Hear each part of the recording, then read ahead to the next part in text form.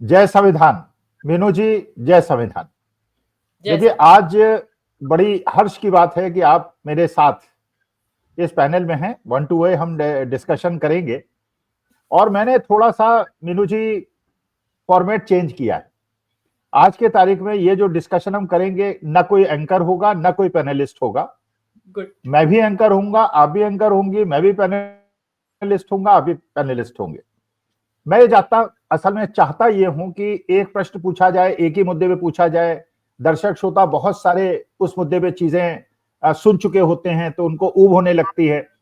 तो इसलिए 2-3 प्रश्न मैं आपसे पूछूंगा, आप जवाब दीजिएगा। 2-3 प्रश्न आप मुझसे पूछिएगा, मैं जवाब दूंगा। हमने पहले डिस्कशन नहीं किया है कौन किससे क्या पूछेगा। वो मोदी जी टाइप इंटरव्यू नहीं है ये।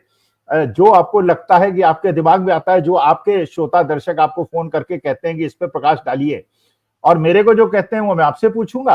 आप मुझसे वो पूछिएगा जो श्रोता दर्शक जानना चाहते हैं और जिसका उत्तर वो किसी और से सुनना चाहते हैं। क्योंकि आप महिला हैं और आपका पहला अधिकार है कि जवाब आप दें। तो मैं पहला प्रश्न चाहता हूं कि आप प्रश्न पूछें, और उसके बाद फिर मैं आपको अगला प्रश्न मैं पूछूंगा। जी। जी, शुक्रिया स्वामी जी। ये जो आपने प्रोग्राम शुरू किया है, तो जो मुझे अंदाज़ा आपकी बातचीत से लगा है, कुछ इधर की करेंगे, कुछ उधर की करेंगे। इसकी सबकी खबर दें और सबकी खबर लें। ये हमारा मोटो रहेगा। एक तरह का चिट-चैट का प्रोग्राम है ये। मतलब हल्की-फुल्की बातचीत भी होगी और उसमें सीरियस बात भी होगी, जैसा भी हमें लगेगा कि भई कोई विषय हमें लगता है इसको उठा लें, या ये पूछना चाहिए, ये हमें बताना चाहिए दर्शकों को। तो ये चीज़ हमारी छोटा-मोटा ये ज़रूरी था कि इस तरह का एक कार्यक्रम लाया जाए कि जिसमें कि जो ज़रूरी नहीं कि एक ही मुद्दे पे टिका रहे। हम जो हमारी गाड़ी जो है वो वेरियस गियर्स बदलते रहेंगे हम। कभी किसी फर्स्ट में, कभी सेकंड में, कभी थर्ड में। तो इसलिए तो फर्स्ट गियर मैं लगाती हूँ, तो आपसे सवाल पूछा जाएगा। आप सबसे पहला जो इस टाइम इस देश के सोशल मीडिया पे बहुत बड़ी चिंता का विषय है, इवन अभी तो मेन स्ट्रीम पे भी चर्चा हो रही है, चिंता नहीं हो रही है। उसमें सबसे पहला मेरा सवाल यह है कि सन 2014 के बाद से इस देश की जो पब्लिक डिस्कोर्स है, उसमें से ह्यूमर, सटायर, हंसी गायब क्यों हो गई है? जबकि कहा जाता है देख कि laughter is the best medicine. और आज जो है बुलडोजर चला दिया गया है हास्य व्यंग्य के ऊपर, कल रात आपको मालूम होगा महाराष्ट्र में। इसके ऊपर आप बताइए कि 14 के बाद से खत्म क्यों हो गया है लाफ्टर? देखिए मीनू जी, जो मुझे लगता है, तानाशाही को हास्य अच्छा नहीं लगता। नॉर्थ कोरिया में, रूस में, चीन में हास्य वर्जित है, और लोकतंत्र को हास्य अच्छा लगता है। यही बात पंडित जवाहरलाल नेहरू के बारे में आपको पता है कि उनका कार्टून बनाया गया, और कार्टूनकार को उन्होंने अगले दिन नाश्ते पे बुलाया और उससे कहा कि मेरी जो आपने कार्टून बनाया उसे हस्ताक्षर करके मुझे दीजिए। आपको याद होगा इंदिरा जी के जमाने में जो किरण बेदी थी, पुलिस ऑफिसर थी, उनकी कार का चालान काटा और इंदिरा गांधी ने उनका पीठ थपथपाई कि भाई हाँ, तुमने अपनी ड्यूटी पूरी की। क्यों? उन्हें लगता है कि जो अधिकारी होते हैं उन्हें अपने कर्तव्यों का निर्वहन करना चाहिए। इसी प्रकार से जब अटल बिहारी वाजपेयी ने भाषण दिया था और नेहरू जी की बड़ी निंदा की थी पार्लियामेंट के अंदर, तो नेहरू जी ने उनकी पीठ थपथपाई थी कि भाई तुम्हारा भविष्य बहुत अच्छा है, तुम देश के बड़े नेता बनोगे और ऐसे ही आगे बढ़ते रहो। क्योंकि देखिए, पुरानी जनरेशन का कर्तव्य है अगली जनरेशन को प्रोत्साहित करना, आगे बढ़ाना, और उन्हें अपनी बात को कहने की स्वतंत्रता देना। देखिए, चाणक्य ने कहा था कि वो राज्य हमेशा सुखी होता है जहां मंत्री निर्भीक होकर बोलते हैं। देखिए, मंत्रियों को नॉलेज, इसीलिए अकबर ने 9 रत्न बनाए थे और सबके अलग अलग रोल थे, जिसमें हिंदू भी थे, मुसलमान भी थे। इसका मतलब वो चाहता था कि बीरबल भी उनका मजाक बनाए, और बीरबल मजाक बनाता था। आप अगर एक दिन और डिस्कशन करेंगे बीरबल ने अकबर का कैसे कैसे मजाक उड़ाया, और अकबर ने उसको अप्रिशिएट किया। क्यों? क्योंकि वो चाहते थे कि चाणक्य की बात कि भाई जो अगर मंत्री निर्भीक होकर बोलेंगे तो असलियत सामने आएगी, मुझे पता चलेगा। इंदिरा जी के पराभव का कारण यह था इमरजेंसी पीरियड में कि लोगों ने उनको सच्चाई नहीं बताई। लोगों ने नहीं बताया कि आप जनता से कट चुकी हैं। अगर उन्हें बता दिया होता कि जनता इतनी ज्यादा आपसे कट चुकी है, तो वो शायद वो गलती न करती जो उन्होंने की थी। तो इसीलिए राजा को जनता की बात सुनने के लिए जो उसके मंत्री हैं उनको लेकिन तानाशाही में नहीं होता। देखिए, तानाशाही की परेशानी यही होती है। तानाशाही में क्योंकि राजा तक सूचना नहीं पहुंचती और मंत्री केवल बातों को आगे बढ़ा बढ़ा के बताते हैं कि भाई आपकी बड़ी, जैसे मुसोलिनी के बारे में हुआ, जब सैनिक उनको पकड़ के ले जाने लगे कि आपको मारा जाएगा, तो उन्होंने, अरे मेरे को तो बताया जा रहा था कि मैं तो, पूरा देश मेरी स्तुति करता है, मुझे भगवान मानता है। तो लोगों ने कहा कोई आपको नहीं मानता, वो आपके चाटुकार आपको ऐसे कहा करते थे। तो तानाशाही में हास्य वर्जित है और लोकतंत्र में हास्य आवश्यक है। तो अब आप समझ सकते हैं कि देश के अंदर क्या हो रहा है। राइट, आपका कहने का तात्पर्य ये है कि हम तानाशाही के युग से गुजर रहे हैं। तो ऑलरेडी एंटर कर चुके हैं। जी जी जी, इसी से रिलेटेड एक क्वेश्चन है, उसके बाद आपका नंबर आएगा। कि देखिए, हम जैसे जो लोग एक खुल के बोलते हैं और इस देश में जो नफरत की राजनीति हो रही है उसके खिलाफ हम लोग आवाज उठाते रहते हैं विभिन्न अलग अलग चैनल्स पे। आपने एक नोटिस किया होगा कि 2014 के बाद से हम जैसे जो थोड़ा प्रोग्रेसिव आउटलुक रखते हैं उन लोगों को एक नए नए तरीके के विशेषण, जिसमें कि लिब्रांडू, प्रेस्टिट्यूट, कांग्रेसी, कोंगी, अर्बन नक्सल, कुछ इस तरीके के विशेषणों से हमें उपाधियां नवाजा गया है। तो हमें हम खुद को लोकतंत्र का पहरेदार मानते हैं, तो हमें ये जो हमें विशेषण दिए गए हैं इनको हमें किस तरह लेना चाहिए? मुकुट की तरह सजा लें या हम भी बुलडोजर चलाने की इनके ऊपर तैयारी करें, या कैसे चलाएं हम बुलडोजर? देखिए मीनू जी, असल में हमें इतिहास से सीखना चाहिए। इतिहास में भी सरदार भगत सिंह ने और खुदीराम बोस ने और चंद्रशेखर आजाद ने, अशफाकुल्ला खान ने, जब ये क्रांति शुरू की थी, लोगों ने कहा था ये लोग पागल हैं, दे हैव गॉन मैड। क्योंकि अंग्रेज जैसी सल्तनत से लड़ना, ये युवा बच्चे 20-20 साल के लोग कोशिश कर रहे हैं, ये कुछ हासिल नहीं करेंगे। लेकिन उन्होंने हथौड़े से जो छेद किया उसी की वजह से देश आजाद हुआ। महात्मा गांधी ने, पंडित जवाहरलाल नेहरू ने, सरदार पटेल ने, खान अब्दुल गफ्फार खान ने जिस प्रकार से अहिंसात्मक आंदोलन बढ़ाया और क्रांतिकारियों ने क्रांति के माध्यम से आगे बढ़ाया, इसी वजह से आज देश आजाद है। तो देखिए, जो हमारे पूर्वजों ने जो अंग्रेजों से लड़े, जो अंग्रेजों से मिल गए, वो उनको पागल कहते थे। तो अगर हमें लोग पागल कहते हैं, कई लोग मुझसे पूछते हैं, आपसे भी पूछते होंगे, अपनी जान को क्यों न्यौछावर करने के चक्कर में हो?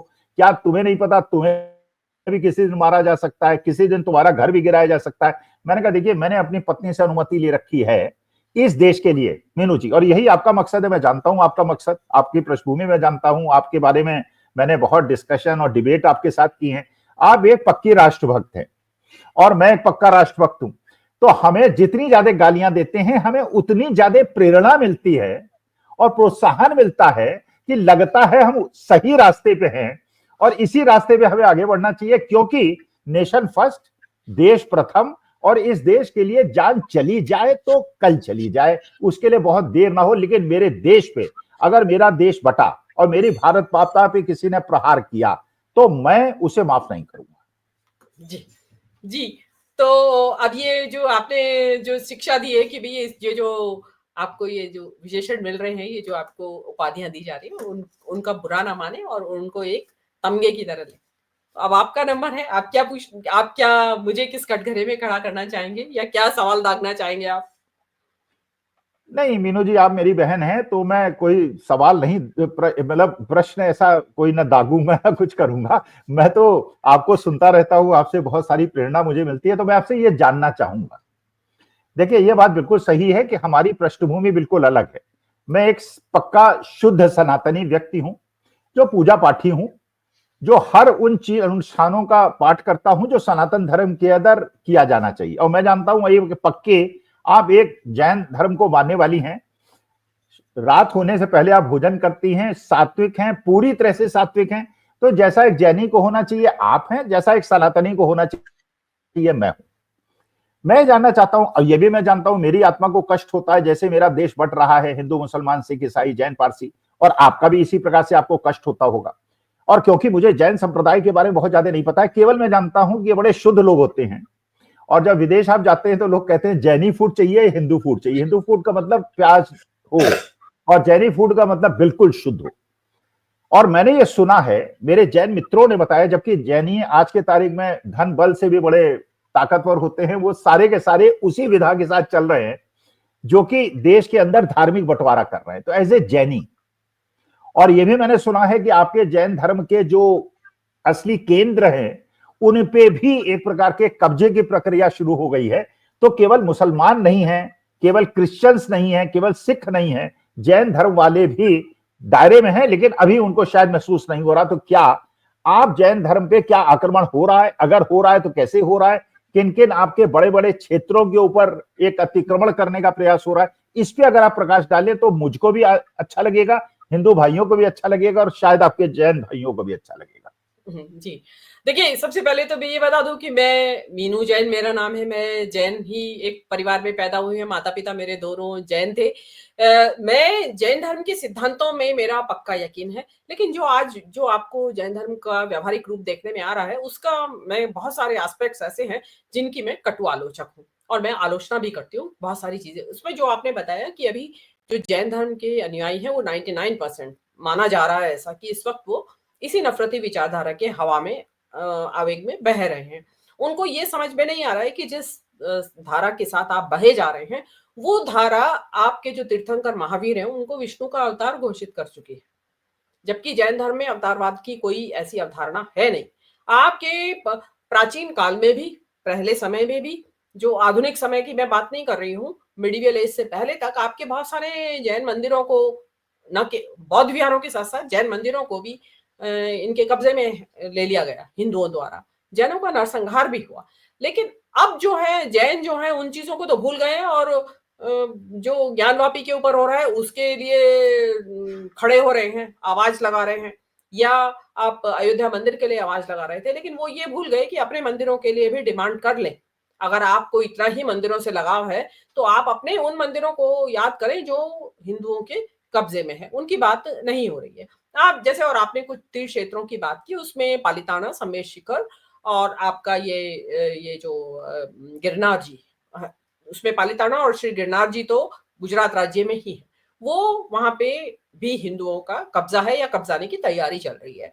तो पालिताना का तो सॉरी गिरनार जी का तो संघर्ष बहुत समय से चल रहा है और मोदी जी जब मुख्यमंत्री थे तब भी था। मोदी जी चाहते तो उसको सुलझा सकते थे, क्योंकि वहां पे आपको ध्यान होगा जो विजय रूपाणी जो मुख्यमंत्री रहे वहां के वो जैन ही हैं और गुजरात की इकोनॉमी में जैनों का बड़ा भारी योगदान है। तो उसके बावजूद मोदी जी ने के लिए हैसियत केवल जैनों की चंदा देने वाले और वोट देने वाले नागरिकों के अलावा ज्यादा है नहीं। लेकिन जैन जो हैं अभी भी इस चीज को रियलाइज नहीं कर रहे हैं। मतलब उन्हें पता नहीं कौन सी कयामत के दिन का इंतजार है, प्रोबेबली उनको भी बुलडोजर का इंतजार है कि समाज के ऊपर जिस दिन बुलडोजर चलेगा उस दिन उनको सुध आएगी।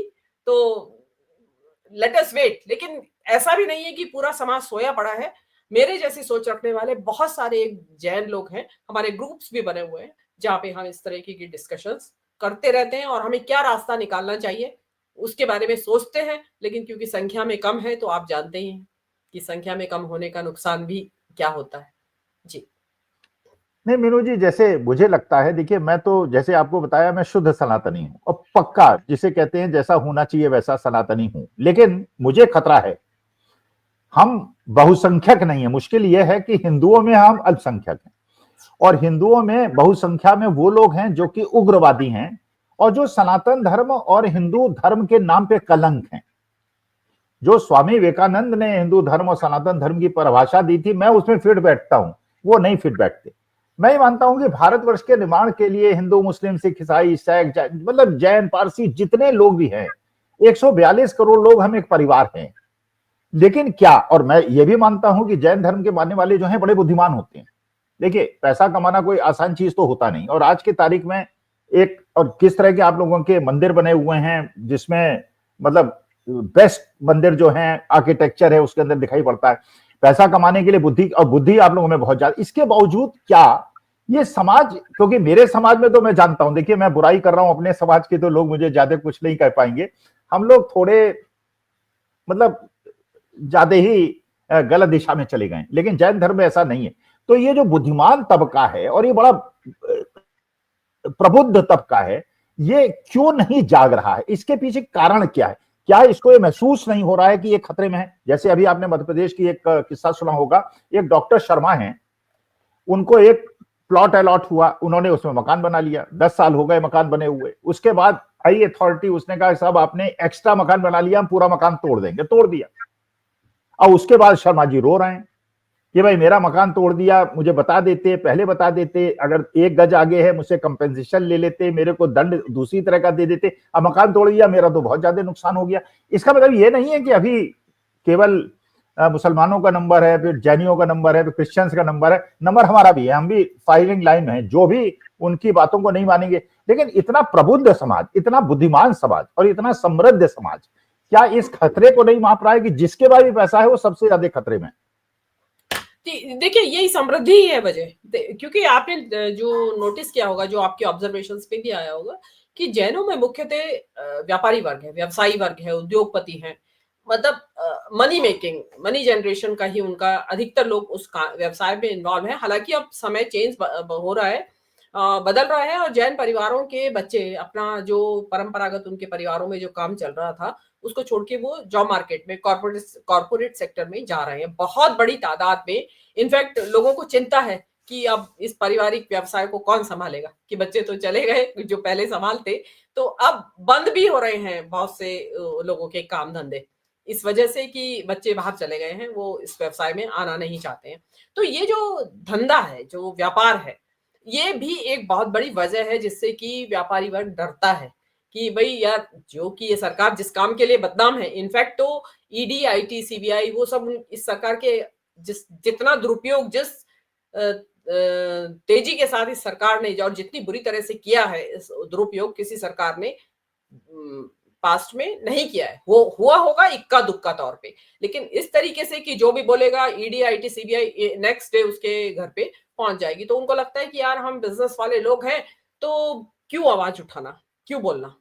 इसलिए अगर हमें लगता है कि धर्म के ऊपर नुकसान भी हो रहा है, तो इसलिए चुप लगा जाओ। वो क्या अपने मन को समझाते कैसे हैं कि भाई हम अपने निजी जीवन में तो जैन धर्म का पूरी तरह पालन कर रहे हैं, दिन में खाना खाते हैं, छान के पानी पीते हैं, रोज देव दर्शन करते हैं, तो हम तो भैया जैन धर्म के हिसाब से ये तो हम अपने कर्मों का बंध तो कर नहीं रहे हैं, लेकिन अब सरकार से डरना है, रोजी रोटी चलाना है, तो इसलिए चुप हो जाओ।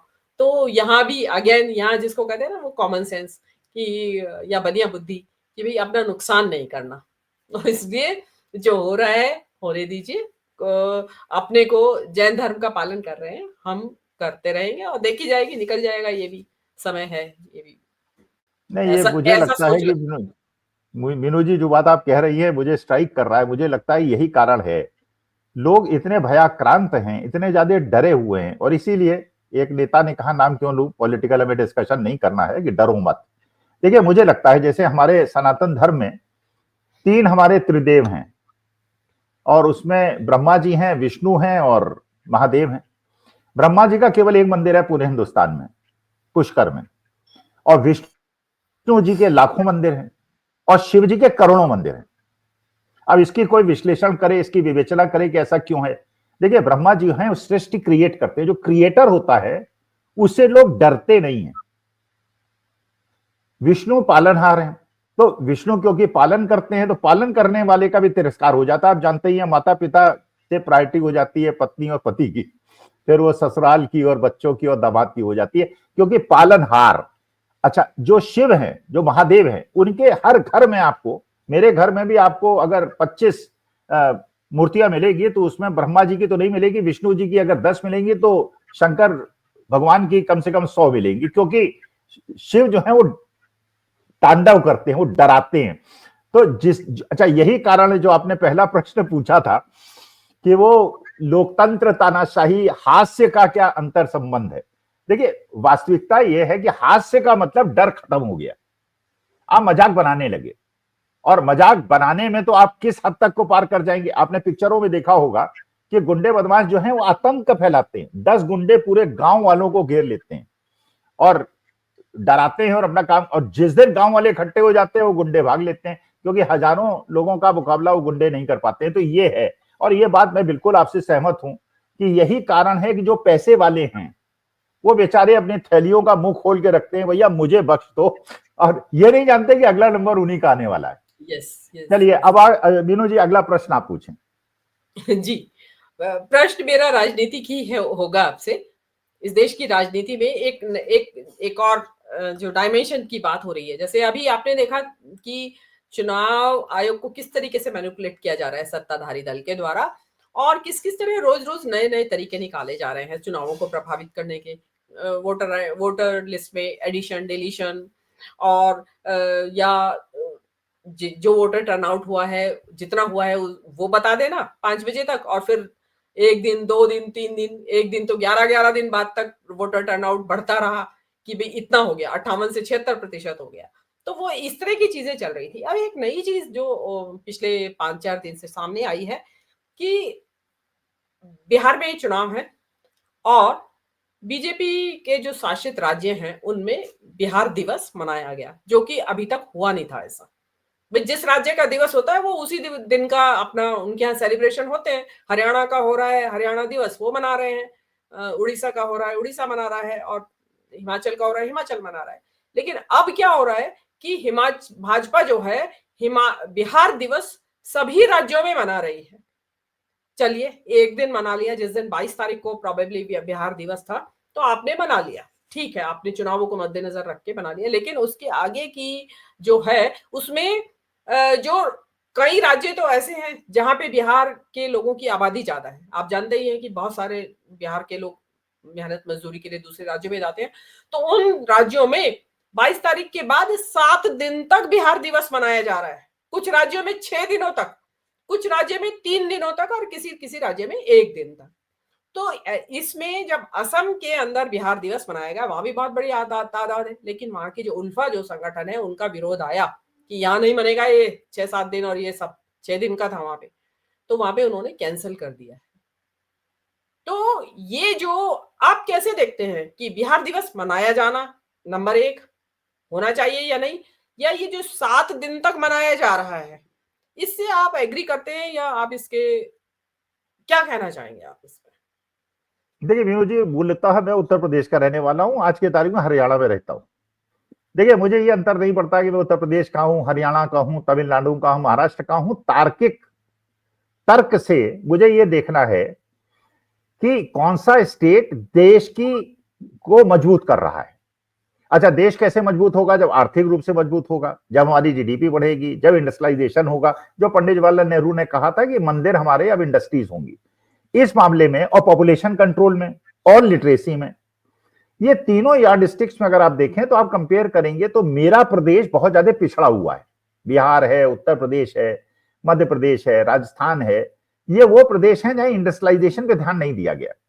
और साउथ के स्टेट्स हैं जिनको मैं सलाम करता हूं, जिनको मैं प्रणाम करता हूं। केरला के अंदर अगर लिटरेसी रेट 100% है और वहां पॉपुलेशन ग्रोथ कम हुई, तो इसका मतलब यह है कि हमको उस चीजों को सीखना चाहिए और अपनी आलोचना करनी चाहिए। उत्तर प्रदेश होने के बावजूद मैं अपने को गोबर पट्टी वाला कहता हूं। हम कूप मंडूक हैं, हम देश को 21वीं शताब्दी में नहीं ले जा रहे हैं। मेरे को इस बात से कोई मीनू जी अंतर नहीं पड़ता कि भारतीय जनता पार्टी की सरकार हो या कांग्रेस की सरकार हो, मुझे आई डोंट केयर। मुझे इस बात से मतलब पड़ता है कि मेरा देश मजबूत हो, क्योंकि मेरे अपने देश से लेना देना है। बाकी हम लोग आएंगे जाएंगे, देश रहेगा। मैं समझ रहा हूं जिस प्रकार से डोनाल्ड ट्रंप से पंगे हो रहे हैं, जैसे कनाडा से पंगे हो रहे हैं, जैसे बांग्लादेश से पंगे हो रहे हैं, श्रीलंका से हो रहे हैं, केन्या से हो रहे हैं, हर देश से पंगे हो रहे हैं। डंका पता नहीं कहां जरा मुझे नहीं पता। और जिस प्रकार से डोनाल्ड ट्रंप हमारी बाहें मड़ो रहा है, अब आपने सुना ही होगा गूगल पे और मेटा पे जो एडवर्टीजमेंट पे 6% का टैक्स गवर्नमेंट ऑफ इंडिया लगाती थी, उसको भी विड्रॉ कर लिया गया। इसका माने हमारी रेवेन्यू कम हो जाएगी। डोनाल्ड ट्रंप हर काम वो करा रहा है, देश कमजोर हो रहा है और डोनाल्ड ट्रंप को फायदा हो रहा है। और केवल इसलिए कि मोदी जी जब वहां गए थे 7.5 कैरेट का हीरा उन्होंने मिसेस बाइडेन को दे दिया था और डोनाल्ड ट्रंप से मिले नहीं थे, जबकि डोनाल्ड ट्रंप की बेइज्जती हो गई थी, उसका बदला वो ले रहा। मुझे I am concern only about my country. लेकिन इस प्रकार की नीतियां जहां आप एक ऐसे समुदाय को हिट कर रहे हैं जो विश्व के हाफ एरिया में रूल करता है। भाई, हमारे 1 करोड़ लोग मुस्लिम कंट्रीज में रहते हैं, मीनू जी आपको पता ही है। 3-3.5 करोड़ लोग क्रिश्चियन कंट्रीज में रहते हैं। और यहां मणिपुर में क्रिश्चियनों के खिलाफ, पूरे हिंदुस्तान में मुसलमानों के खिलाफ अगर भड़केंगे या भड़काएंगे तो मेरे परिवारजन जो विदेश में क्रिश्चियन मुस्लिम देशों में रहते हैं उन पे क्या हश्र होगा।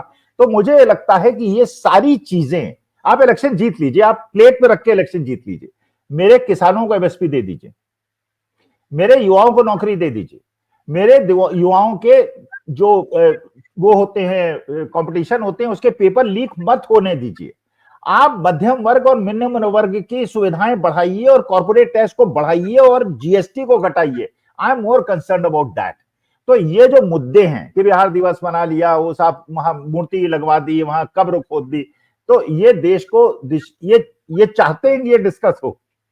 मैं क्या चाहता हूं, जो आज नहीं, के मैं तारीख आपसे में कन्हैया कर रहे हैं बिहार के अंदर, हमें रोजगार दो, हमारे जीवन में समृद्धि लाओ। तुम्हें बिहार दिवस तुम 365 दिन मना लो यार, नहीं, तुम नहीं, रोज देखिए, बिहार दिवस मनाओ, लेकिन असली मुद्दों पे। यस, नहीं, आपकी बात बिल्कुल सही है। आपने बिल्कुल जो जवाब आपका होना चाहिए था, वो बिल्कुल आपका वही जवाब है। लेकिन हो क्या रहा है, इस वजह से जो हर एक राज्य की, जो बिहार से अलग राज्य हैं, उनकी जो लोकल पॉपुलेशन है, वहाँ एक अनावश्यक तौर पे बिहार के लोगों के प्रति एक ईर्ष्या का भाव पैदा हो गया है और एक अनावश्यक तौर पे एक क्रिटिसिज्म या शत्रुता का भाव कि इनमें क्या खासियत है ऐसी जो इनके लिए 7 दिन तक बिहार दिवस मनाया जाएगा। तो आपने एक अपने वोटों के चक्कर में आप इस देश की एक जो विविधता है या जो जो सांस्कृतिक जो समरसता है आपस में लोगों के बीच में, उसको आप अननेसेसरीली डैमेज कर रहे हैं।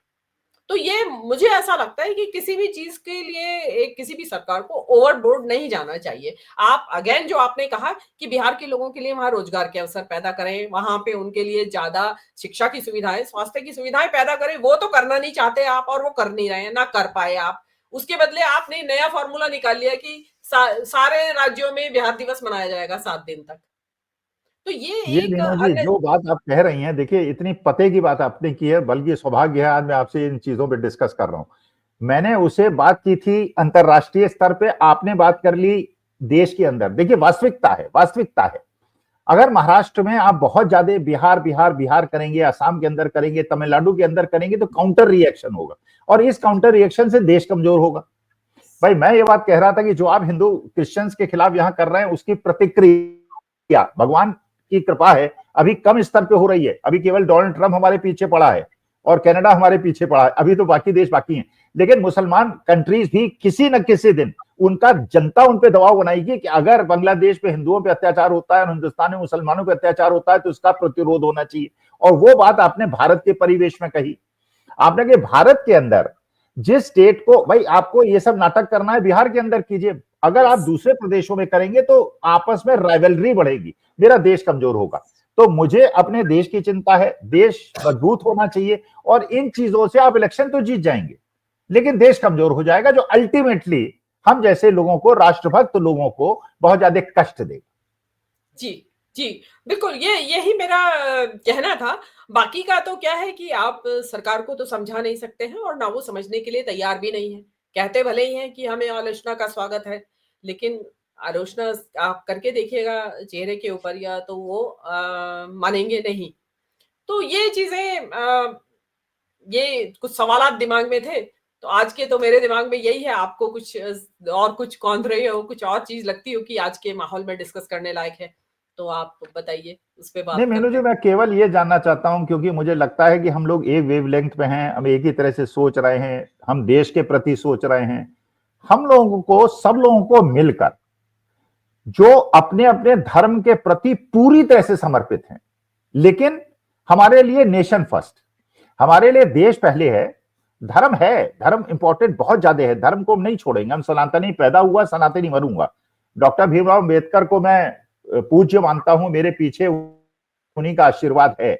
मैं जय भीम भी कहता हूं, जय संविधान भी कहता हूं, लेकिन मैं उनकी तरह हिंदू धर्म, जैसे उन्होंने कहा था मैं पैदा हिंदू धर्म में हुआ हूं, मरूंगा नहीं हिंदू धर्म, और बौद्ध हो गए थे, मैं वो नहीं करूंगा, मैं रहूंगा सनातनी। लेकिन हम आप जैसे लोगों को, जिनके बहुआयामी हैं, जो राष्ट्रभक्त हैं और राष्ट्र पे मंडरा रहे खतरे को हम लोग भांप रहे हैं, हमको सामूहिकता में क्या करना चाहिए, जो इसके अलावा जो अभी हम कर रहे हैं, इसके अलावा हम क्या करें जिससे हमारा देश मजबूत हो।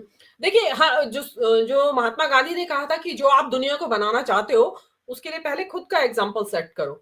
तो हम जो है, मैं हूँ या आप हैं या हमारे जैसे बहुत सारे लोग हैं, जो अलग-अलग मज़हबों को जो मानते हैं, अलग-अलग धर्मों को मानते हैं, तो हम अपने धर्म को मानते हुए भी, हम अपने धर्म की जो कुछ विकृतियाँ आ गई हैं समय के साथ में, हम उसके प्रति अंधे नहीं हैं।